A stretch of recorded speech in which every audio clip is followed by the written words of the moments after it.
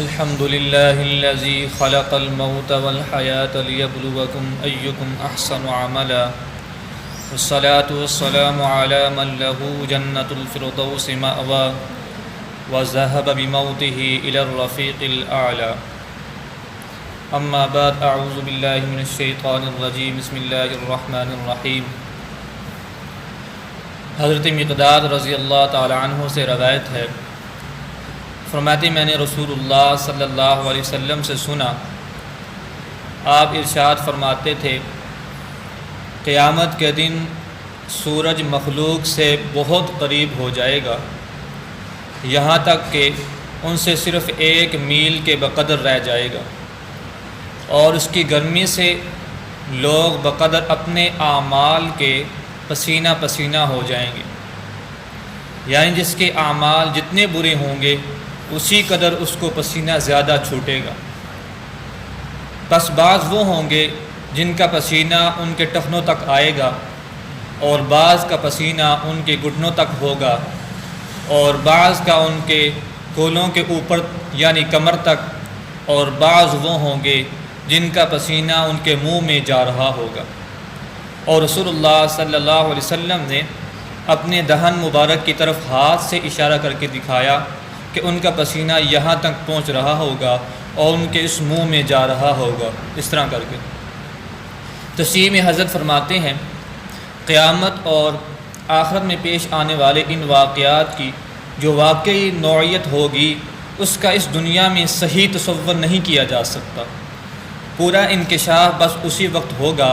جب کہ یہ حقائق سامنے آ جائیں گے۔ اسی طرح ایک روایت حضرت ابو ہریرہ رضی اللہ تعالی عنہ سے ہے، فرماتے رسول اللہ صلی اللہ علیہ وسلم نے فرمایا قیامت کے دن سب آدمی 3 قسموں اور 3 گروہوں میں اٹھائے جائیں گے، ایک قسم پیدل چلنے والی، اور ایک قسم سوار، اور ایک قسم منہ کے بل چلنے والی۔ عرض کیا گیا یا رسول اللہ یہ جو تیسرے گروہ والے ہیں منہ کے بل یہ کس طرح چل سکیں گے؟ آپ نے فرمایا جس اللہ نے انہیں پاؤں کے بل چلایا ہے وہ اس پر بھی قدرت رکھتی ہے کہ ان کو منہ کے بل چلائے۔ معلوم ہونا چاہیے کہ یہ لوگ اپنے منہ کے ذریعے ہی زمین کے ہر ٹیلے ٹھیرے اور ہر کانٹے سے بچیں گے۔ تشریح میں حضرت فرماتے ہیں حدیث میں جن 3 گروہوں کا ذکر کیا گیا ہے شارحین حدیث نے ان کی تفسیر اس طرح کی ہے کہ پیدل چلنے والا گروہ عام اہل ایمان کا ہوگا، اور دوسرا گروہ وہ جو سواریوں پر ہوگا وہ خاص مقربین اور عباد صالحین کا گروہ ہوگا جن کا وہاں شروع ہی سے اعزاز اور اکرام ہوگا، اور سر کے بل اور منہ کے بل چلنے والے وہ بدنصیب ہوں گے جنہوں نے اس دنیاوی زندگی میں انبیاء علیہ السلام کی تعلیم اور ہدایت کے مطابق سیدھا چلنا قبول نہیں کیا، اور مرتے دم تک وہ الٹا ہی چلتے رہے۔ قیامت کے دن اس کی پہلی سزا انہیں یہ ملے گی کہ سیدھے پاؤں پر چلنے کے بجائے وہاں وہ الٹے منہ کے اور سر کے بل چلائے جائیں گے، یہاں تک کہ جس طرح اس دنیا میں چلنے والے راستے کی اونچ نیچ سے اور جھاڑیوں اور کانٹوں سے اپنے پاؤں کے ذریعے بچ کر نکلتے ہیں، اسی طرح قیامت میں یہ سر کے بل چلنے والے وہاں کے راستے کی اونچ نیچ سے اور وہاں کے کانٹوں سے اپنے سروں اور چہروں کے ذریعے بچ کر نکلیں گے۔ اعاذنا اللہ، یعنی یہاں پر یہ جو کام پاؤں سے کیے جاتے ہیں وہاں وہ سب کام خدا کے ان مجرموں کو سر اور منہ سے کرنے پڑیں گے۔ اللہم لا تجعلنا منہم، اللہ تعالی ہمیں محفوظ فرمائے۔ اللہ تبارک و تعالی ہی کی توفیق سے آدمی نیکی کرتا ہے، اور اللہ تبارک و تعالی ہی کی توفیق سے آدمی شر سے محفوظ ہوتا ہے۔ شیطان نے تو قسم اٹھا کے کہا تھا کہ میں ضرور بھی ضرور حضرت آدم علیہ السلام کے اولاد باب آدم کی اولاد کو ورگلاؤں گا، ہر طرف سے دائیں بائیں پیچھے آگے سے میں حملہ کروں گا۔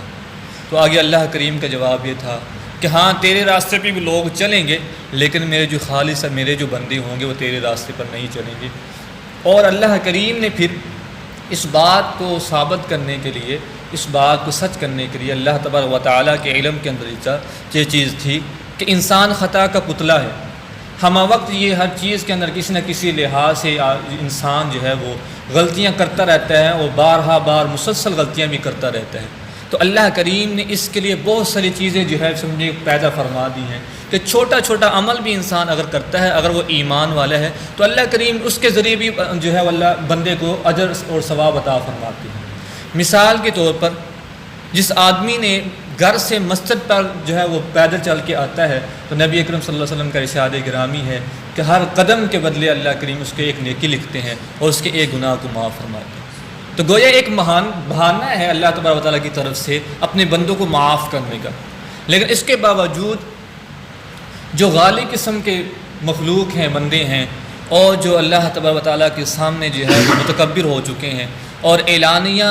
گناہ کرتے ہیں، تو اللہ تبارک و تعالیٰ کی طرف سے بھی یہ اعلان ہے کہ جو سر عام اعلانیہ گناہ کرتا ہے اور متکبر ہو جاتا ہے، اس کی طرف سے میری طرف سے بھی اس کے لیے بخشش نہیں ہے۔ میرے سامنے آ کے جھکے گا، مجھ سے کچھ مانگے گا، میرے سامنے گناہوں کا اقرار کرے گا تو معافی ملے گی، وگرنہ میری منشا ہے میں اس کو معاف کروں یا نہ کروں، کیونکہ اعلانیہ جو ہے وہ سر عام گناہ دنیا کے اندر کر رہا ہے اور متکبر ہو چکا ہے۔ اور رسول اللہ صلی اللہ علیہ وسلم کا ارشاد ہے التکبر ردائی، کہ اللہ کریم فرماتے ہیں تکبر میری چادر ہے۔ بڑا پن ہونا یہ اللہ کی ذات کے لیے، تو اللہ تعالیٰ سے دعا ہے اللہ تعالیٰ کے سامنے ہمیں عاجزی کرنے کی توفیق عطا فرمائے، اپنے گناہوں کا اعتراف کرنے کی توفیق عطا فرمائے۔